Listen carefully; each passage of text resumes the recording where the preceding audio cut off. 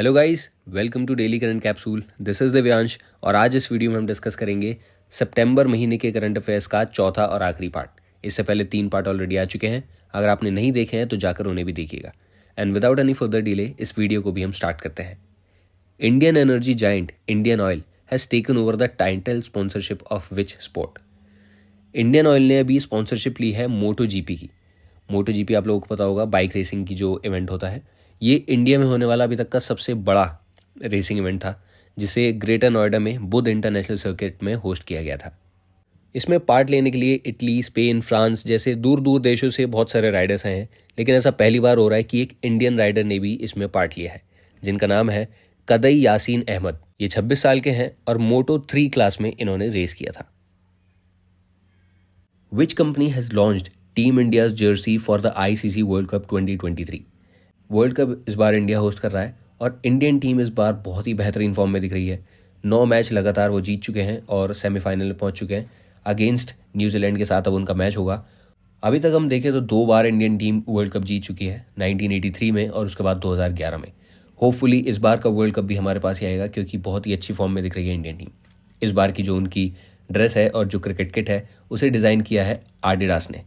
इसके साथ ही इस बार बहुत सारे रिकॉर्ड्स भी टूटे हैं, पुराने रिकॉर्ड्स, जैसे हाईएस्ट स्कोर का जो बनाया साउथ अफ्रीका ने अगेंस्ट श्रीलंका, 428 रन का। इससे पहले आज तक किसी ने इतना रिकॉर्ड नहीं बनाया था वर्ल्ड कप के दौरान। इसके अलावा Mohammed Shami highest wicket taker बन गए हैं, 47 विकेट्स हो चुके हैं उनके अभी तक।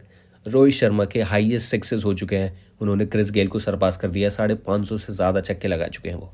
और अभी तो ये टूर्नामेंट खत्म हुआ नहीं है, तब तक और नए रिकॉर्ड्स बन जाएंगे। अगर आपको चाहिए तो आप मेरे को कमेंट करिए, मैं एक डेडिकेटेड वीडियो जिसमें सारे वर्ल्ड कप के रिकॉर्ड्स जितने भी अब नए बने हैं उन्हें बनाकर आपके लिए डाल दूंगा। Under the agreement brokered by Qatar, USA and which country exchange prisoners. Qatar ने यूएसए और ईरान के बीच में एक अग्रीमेंट करवाया, जिसमें यूएसए और ईरान के दोनों के 5-5 प्रिजनर्स एक दूसरे की जेलों में बंद थे, जिन्हें अब छोड़ा गया है। इसके साथ ही ईरान के कुछ एसेट्स थे साउथ कोरिया में जिन्हें फ्रोज कर रखा था, उन्हें भी अनफ्रोजन किया गया है और वो एसेट्स करीब 6 बिलियन के थे, जो अब वापस ईरान को दे दिए गए हैं। ईरान की कैपिटल है तेहरान और यहाँ की करेंसी है रियाल, RIAL। और कतर की कैपिटल है दोहा और यहाँ की करेंसी है रियाल, RIYAL। याद रखिएगा। What % of villages have become free from open defecation under स्वच्छ भारत मिशन ग्रामीण। हमारे जल शक्ति मिनिस्टर गजेंद्र सिंह शेखावत ने बताया कि इंडिया में 75% करीब ऐसे विलेजेस हैं, यानी 4.5 लाख करीब ऐसे विलेजेस हैं जो ODF फ्री हो चुके हैं। और कुछ स्टेट्स और यूटीज़ तो ऐसी हैं जहाँ पर 100% ODF फ्री विलेजेस हो चुके हैं, जिनमें आपको मिलेंगे अंडमान निकोबार आइलैंड्स, दादर नागर हवेली, गुजरात, हिमाचल प्रदेश, गोवा, जम्मू कश्मीर, कर्नाटका, केरला, लद्दाख। और अभी तो कहा जा रहा है कि यूपी भी अब 100% ODF फ्री हो चुके हैं। यहाँ वहाँ पर विलेजेस 95,000 से ज़्यादा ऐसे विलेजेस हैं यूपी में जिन्हें ODF फ्री का टैग मिल चुका है। तो ये एक मेजर डेवलपमेंट हुई है इस फील्ड में। याद रखिएगा, ये आंकड़े आपको काम आएंगे बहुत। Who among the following has been selected for the Norman Borlaug Field Prize 2023? सबसे पहले तो आपको ये पता होना चाहिए कि नॉर्मन बोरलॉग है कौन। इन्हें बोला जाता है फादर ऑफ ग्रीन रेवोल्यूशन। अगर हम वर्ल्ड स्टेज की बात करें तो इंडिया में फादर ऑफ ग्रीन रेवोल्यूशन बोला जाता है डॉक्टर MS स्वामीनाथन को। तो जो भी इस फील्ड में बहुत अच्छा काम करता है उसे ये अवार्ड दिया जाता है। इस साल ये अवार्ड दिया गया है डॉक्टर स्वाति नायक को। ये साइंटिस्ट हैं इंटरनेशनल राइस रिसर्च इंस्टीट्यूट में। वैसे तो ये दिल्ली वाली ब्रांच में काम करती हैं, लेकिन इसके मेन हेडक्वार्टर्स जो हैं वो हैं फिलीपींस में। Which state has unveiled it's new state education policy 2023। आपको याद होगा 2020 में नेशनल एजुकेशन पॉलिसी आई थी, जिसने हमारे एजुकेशन सिस्टम में थोड़े से चेंजेस लेके आए थे। लेकिन कुछ स्टेट्स ऐसी थी जिन्हें वो चेंजेस थोड़े पसंद नहीं थे, तो उन्होंने अपनी स्टेट के अलग से स्टेट एजुकेशन पॉलिसी लॉन्च कर दी थी। सबसे पहले करने वाली स्टेट थी कर्नाटका, और अब वेस्ट बंगाल ने भी अपनी नई स्टेट एजुकेशन पॉलिसी निकाली है इस साल, जिसका नाम है परय शिक्षालय। तो वेस्ट बंगाल के गवर्नर हैं CV आनंद बोस और यहाँ की CM है Mamata Banerjee. Where was Nuakhai festival celebrated. Nuakhai festival, इसमें नुआ का मतलब होता है न्यू और खाई का मतलब होता है फूड। तो नई फसल जब आती है उसकी हार्वेस्टिंग के बाद इसे सेलिब्रेट किया जाता है। यूजुअली गणेश चतुर्थी के अगले दिन इसे मनाया जाता है और ये ओडिशा में मनाया जाता है। ओडिशा के गवर्नर है रघुवर दास और यहाँ के CM है नवीन पटनायक। भुवनेश्वर यहाँ की कैपिटल है। Maharashtra has change the name of Aurangabad to. Aurangabad का नाम अभी चेंज हो गया है, उसका नाम रख दिया है छत्रपति संभाजी नगर। इसके साथ ही ओस्मानाबाद का नाम भी चेंज हो गया है, उसका नाम चेंज करके रख दिया है धाराशिव। अभी हाल ही में आपने नोट किया होगा बहुत सारे जगहों के नाम चेंज किए गए हैं, तो ये क्वेश्चन बहुत ज़्यादा आते हैं एग्जाम्स में। सबको ध्यान से पढ़िएगा और सबका नाम आपको पता होना चाहिए। जिन जिन नए शहरों का नाम चेंज किया गया है, कुछ स्टेडियम्स का नाम चेंज किया गया है, वो सारे ही इंपॉर्टेंट हैं, तो उन सबको एक साथ एक जगह लिख लीजिएगा, आपको रिवाइज करने में भी आसानी होगी। After Tamil Nadu, which Indian state launch free breakfast scheme in schools for students. सबसे पहले ये स्कीम तमिलनाडु लेके आया था और अब तेलंगाना की सरकार भी ये स्कीम लेकर आई है, जिसमें बच्चों को ब्रेकफास्ट दिया जाएगा स्कूल में, जितने भी सरकारी स्कूल्स हैं। इससे पहले मिड डे मील स्कीम के अंडर लंच तो उन्हें दिया ही जाता था, लेकिन अब से ब्रेकफास्ट भी दिया जाएगा। इससे फ़ायदा ये होगा कि इंडिया में अगर मैं आपको एक आंकड़ा बताऊं तो 45 से 50 लाख बच्चे माल नरिश्ड हैं, जिनमें कि 15 लाख बच्चे सीवियरली माल नरिश्ड हैं, जिस केस में उन्हें बहुत सारी बीमारियों का सामना करना पड़ता है। बहुत सारे वायरस और बैक्टीरिया उनकी बॉडी को डायरेक्टली अफेक्ट कर पाते हैं, क्योंकि इम्यूनिटी नहीं रहती कमज़ोरी की वजह से। तो ये सब रोका जा सकेगा अगर उन्हें अच्छा न्यूट्रिशियस फूड दिया जाएगा तो ये स्कीम काफ़ी बेहतर है उन बच्चों के लिए। What is the minimum age prescribed for applying for PM Vishwakarma योजना। सबसे पहले आपको पता होना चाहिए कि विश्वकर्मा योजना है क्या। ये पीएम मोदी ने अपने बर्थडे वाले दिन लॉन्च करी थी 17 सितंबर को। ये स्कीम आती है एमएसएमई मिनिस्ट्री के अंडर। इसमें जो आर्टिसंस होते हैं, क्राफ्ट्स पीपल होते हैं, जैसे लोहार, सुनार, कुम्हार, मूर्तिकार, राजमिस्त्री, इन सबको स्किल ट्रेनिंग दी जाएगी, मॉडर्न टूल्स दिए जाएंगे, मार्केट सपोर्ट भी प्रोवाइड किया जाएगा। इसके अलावा इसमें 3 लाख तक का लोन भी दिया जाएगा 2 टुकड़ों में, 1 लाख रुपए का पहले, और जब आपका काम थोड़ा सेट हो जाएगा उसके बाद 2 लाख रुपए का। और 13,000 करोड़ का इसका बजट है स्कीम का, और 18 इसकी एज है मिनिमम जो प्रिस्क्राइब की गई है इसकी एलिजिबिलिटी के लिए। Which Indian site has been included in the UNESCO world heritage site list. UNESCO जिसके हेडक्वार्टर्स आपको मिलेंगे पेरिस में, उसके 40 साइट्स हैं इंडिया में, मतलब थी अभी तक, जिसमें 32 कल्चरल थी, 7 नेचुरल और 1 मिक्स। उसके बाद 41st पे शांति निकेतन, जो एक स्कूल था वेस्ट बंगाल में, जिसे फाउंड किया था हमारे नोबल लॉरिएट रविन्द्रनाथ टैगोर ने। सबसे पहले इंडियन थे जिन्हें नोबल प्राइज़ में दिया गया था लिटरेचर में, तो उसे इस लिस्ट में ऐड किया गया है। 41st नंबर की है ये। इसके बाद एक साइट और है जिसे ऐड किया गया है, ह्योसाल टेम्पल। ये आपको मिलेंगे कर्नाटका में। अब total 42 UNESCO world heritage sites हो चुकी हैं इंडिया में।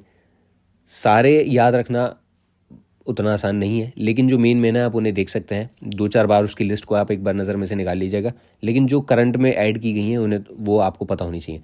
तो एक तो शांति निकेतन और एक ह्योसाल टेम्पल, ये दोनों कहाँ हैं?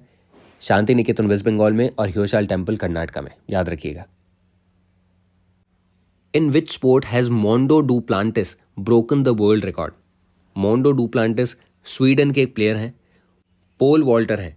लास्ट टाइम जो रिकॉर्ड था वो भी इन्हीं का था 6.22 मीटर्स का, जिसे इस बार इन्होंने डायमंड लीग के फाइनल में अपने पहले ही अटेम्प्ट में 6.23 मीटर्स कर दिया है। मतलब अपना ही रिकॉर्ड तोड़ के एक नया रिकॉर्ड बना दिया है। तो इनका नाम याद रखिएगा, Mondo Duplantis. Which space agency released it's findings after a year long study on UFOs. UFO यानी कि अनआइडेंटिफाइड फ्लाइंग ऑब्जेक्ट्स। इनके ऊपर 1 साल तक पूरी लंबी स्टडी करने के बाद नासा के साइंटिस्ट ने एक 33 पेजों की लंबी रिपोर्ट तैयार की है, जिसमें बताया कि जो टेक्नोलॉजी हम यूज़ कर रहे हैं वो सफिशिएंट नहीं है। इसके लिए हमें और ज़्यादा एडवांस सैटेलाइट्स की ज़रूरत पड़ेगी। इसके साथ ही रिपोर्ट में और कई सारी बातें भी लिखी हैं, लेकिन सबसे ज़्यादा ज़रूरी जो आपके लिए जानने की है वो ये कि जैसे इसरो के चीफ हैं एस सोमनाथ, वैसे ही नासा के चीफ हैं बिल नेल्सन। अभी के लिए तो आपके लिए यही ज़रूरी है, याद रखिएगा। India's first lighthouse festival is being inaugurated in which state? Light festival, light house कहाँ होते हैं? समुद्र के पास। समुद्र सबसे ज़्यादा कहाँ चर्चा में रहता है इंडिया में? गोवा में। इसीलिए गोवा में ये फेस्टिवल मनाया गया था। इसे लॉन्च किया था हमारे union minister of ports, shipping and waterways ने, सर्बानंद सोनोवाल, और गोवा के सीएम प्रमोद सावंत, इन दोनों ने मिलकर इसे होस्ट किया था फोर्ट अगवाडा ने। ये एक हिस्टोरिक फेस्टिवल है और ये फोर्ट भी बहुत हिस्टोरिक है। अब क्या आप मुझे बता सकते हैं कि सर्बानंद सोनोवाल के पास पोर्ट, शिपिंग एंड वाटरवेज के अलावा एक मिनिस्ट्री और है, वो कौन सी है? अगर आपको पता है तो कमेंट में लिख के बताइए मुझे। नहीं पता तो गूगल करिए, फिर पता करिए और फिर कमेंट में लिख के बताइए। Astronaut Sultan Al Neyadi who returned home after completing a historic 186-day mission at the space station belongs to which country? Sultan Al नियादी ये यूएई के एस्ट्रोनॉट हैं जो स्पेस एक्स के ड्रैगन क्रू 6 मिशन में इंटरनेशनल स्पेस स्टेशन में गए थे। ये ध्यान रखना इस बात को, ये सबसे पहले अरब नहीं है स्पेस में जाने वाले। इनसे पहले सऊदी अरेबिया के जो प्रिंस थे सुल्तान बिन सलमान, ये 1990s में होके आ चुके हैं। ये सबसे ज़्यादा लंबे टाइम तक रहने वाले अरब हैं और मिडिल ईस्ट के पहले बंदे कह सकते हैं जो इतने लंबे टाइम तक, करीब 6 महीने तक 186 डेज ये इंटरनेशनल स्पेस स्टेशन में रहे हैं और वहाँ से निकल के बाहर चले भी हैं। फर्स्ट स्पेस वॉक करी है इन्होंने इंटरनेशनल स्पेस स्टेशन से बाहर निकल के। तो ये एक बहुत ही बड़ी अचीवमेंट है यूएई के लिए और आने वाले कई स्पेस मिशंस की ये तैयारी इन्होंने ऑलरेडी स्टार्ट कर दी है। आने वाले कुछ टाइम में एक मार्स का भी मिशन है जिसकी अभी तैयारी कर रहे हैं। तो अभी इनका नाम याद रखना आप, सुल्तान अल नियादी यूएई के एस्ट्रोनॉट हैं। Which product of Kenya has been launched in New Delhi to be bought to the Indian market? ये फ्रूट मैंने काफ़ी सारी हॉलीवुड मूवीज़ में और टीवी शोज़ में देखा है, एवोकाडो। पर एक बार मैंने भी इसे यहाँ पर एक फ्रूट शॉप में देखा था, 300-350 रुपये करीब का एक पीस था इसका। उस टाइम मैंने सोचा कि मेरे लिए सब्र का फल ज़्यादा बेहतर रहेगा इस वाले फल से, तो मैंने वो स्किप कर दिया। अब इंडियन गवर्नमेंट खुद इसे लेकर आ रही है क्योंकि इसके हेल्थ बेनिफिट्स बहुत ज़्यादा होते हैं और इंडियन कॉन्टिजेंट में ये मिलता नहीं है, इसलिए इसे केनिया से मंगवाया जाएगा। केनिया की कैपिटल है नायरोबी और यहाँ की करेंसी है Kenyan shilling. Which among the following participated in the first India-Indonesia-Australia trilateral maritime exercise? सबसे पहला इंपॉर्टेंट पॉइंट तो इसमें यही है कि इंडिया ने इंडोनेशिया और ऑस्ट्रेलिया के साथ पहली बार एक ट्राइलेटरल मैरीटाइम एक्सरसाइज करी है। मैरीटाइम यानी नेवल एक्सरसाइज। इसमें इंडिया की तरफ से आईएनएस सह्याद्री ने पार्ट लिया था। ये वही स्टेल्थ फ्रिगेट्स हैं जो प्रोजेक्ट 17 के अंडर बनाई गई थी। ठीक है, तो ये याद रखिएगा, इंपॉर्टेंट क्वेश्चन है। इंडोनेशिया की कैपिटल जकार्ता आपको पता होगा और ऑस्ट्रेलिया की है Canberra. On which day the new parliament host it's first session? India का न्यू पार्लियामेंट बन चुका है जिसका नाम है संविधान सदन। पीएम मोदी ने इसका नया नाम दिया था। तो इसमें जो पहला सेशन होस्ट किया गया है वो स्पेशल सेशन है। आपको पता होगा पार्लियामेंट में 3 तरह के सेशन होते हैं, बजट सेशन, मॉनसून सेशन और विंटर सेशन। इसके अलावा एक स्पेशल सेशन होस्ट किया जाता है जब कोई स्पेशल तरह का बिल हो, जैसे कि इस बार था वुमेन रिजर्वेशन बिल। इसके ऊपर चर्चा करनी थी, इसलिए 5 दिन का एक स्पेशल सेशन रखा गया था नए वाले पार्लियामेंट बिल्डिंग में 19 सितंबर को। When is international peace day celebrated? ये जो ऐसे डेज सेलिब्रेट किए जाते हैं इनका मेन मोटिव होता है बच्चों के लिए क्वेश्चन बढ़ाना, ताकि आप लोगों को डेट्स याद करनी पड़े, इनके थीम्स याद करना पड़े एग्जाम्स के लिए। इसके अलावा इसका कोई औचित्य नहीं होता, कोई इनका यूज़ नहीं होता, क्योंकि आज के टाइम में अगर हम देख सकते हैं रशिया यूक्रेन की वॉर चल रही है, इजराइल हमास की वॉर चल रही है, आर्मीनिया अजरबैजान के बीच में कॉन्फ्लिक्ट चल रहा है। अफ्रीका में ऐसे बहुत सारे देश हैं जहाँ पर मिलिट्री रूल आ गया है, डेमोक्रेसी वहाँ से हटा दी है, फ्रांस के साथ उनकी झड़प चल रही है। एक भी कॉन्टिनेंट आज के टाइम में दुनिया में ऐसा नहीं है जहाँ पर किसी न किसी तरह की झड़प या कोई कॉन्फ्लिक्ट ना चल रहा हो। उसके बाद भी हम इंटरनेशनल पीस डे सेलिब्रेट करते हैं 21 सितंबर को, जिसकी थीम रखी जाती है इस बार की actions for peace, our ambition for the hashtag global goals. याद कर लीजिएगा, एग्जाम्स में आ सकता है question. Railways has increase the amount of ex gratia relief given to the dependents of those killed in train accident by 10 times to how much? Railway ministry ने बताया है कि अब से ट्रेन में कोई हादसा हुआ और किसी की जान चली जाती है तो उसके बाद जो उसे पैसे दिए जाएंगे कंपनसेशन के, वो पहले से 10 गुना ज़्यादा उन्हें बढ़ा दिया गया है और उन्हें बढ़ाकर अब 5 लाख रुपए कर दिया गया है। ये बढ़ाने के बाद हुए हैं। अब से पहले अगर किसी की मौत हो जाती थी रेलवे एक्सीडेंट में तो उन्हें 50,000 रुपये दिए जाते थे, जिसे 10 गुना बढ़ाने के बाद अब 5 लाख दिए जाएंगे। और अगर आपके मौत नहीं होती थी, चोट वोट लगती थी, बस हैवी इंजरीज होती थी, तो पहले 25,000 दिए जाते थे, जो अब 2.5 लाख रुपए कर दिया गया है। तो यही आज के टाइम में आपकी जान की कीमत है। इससे बेहतर है कि लाइफ इंश्योरेंस पॉलिसी करवा लो, उसमें पैसे थोड़े सही मिल जाएंगे। इनके भरोसे मत बैठना और पढ़ाई करो मन लगा के। How many years has the Ayushman Bharat scheme been completed? Ayushman Bharat scheme ये थी प्रधानमंत्री जन आरोग्य योजना, जो ministry of health and family welfare के अंडर आती है। इसे 2018 में लॉन्च किया गया था और 2023 में इसे 5 साल पूरे हो गए हैं। ये पूरी दुनिया में सबसे बड़ी government funded health assurance scheme है, जिसके अंडर आपकी फैमिली में जितने भी मेंबर्स हैं उन सबका 5 लाख रुपए तक का हेल्थ एश्योरेंस हो जाएगा। कभी भी कोई हेल्थ इमरजेंसी हो आपकी फैमिली में तो आप किसी भी प्राइवेट हॉस्पिटल में या गवर्नमेंट हॉस्पिटल में जा सकते हैं और 5 लाख रुपए तक का इलाज आपका एक कार्ड बनवाने से हो जाएगा, जिसके लिए आपको ये आयुष्मान कार्ड बनवाना पड़ेगा। India's first dedicated OPD for transgenders was opened in Ram Manohar Lohia hospital of which city. Ram Manohar Lohia hospital जो दिल्ली में है, सेंटर रन हॉस्पिटल है, इसके अंदर एक OPD शुरू की गई है ट्रांसजेंडर्स के लिए। OPD का फुल फॉर्म होता है आउट पेशेंट डिपार्टमेंट। इसका मतलब होता है कि आपको डॉक्टर से चेकअप करवाने के लिए हॉस्पिटल में भर्ती होने की ज़रूरत नहीं है, आप बाहर से बाहर ही चेकअप करवा के अपना जा सकते हैं, उसे बोलते हैं OPD। तो ये ट्रांसजेंडर कम्युनिटी के लिए स्टार्ट किया गया है और ये भी प्रधानमंत्री मोदी के बर्थडे वाले दिन किया गया था। From which date all reported births and deaths in the country will be digitally registered on the centre's portal.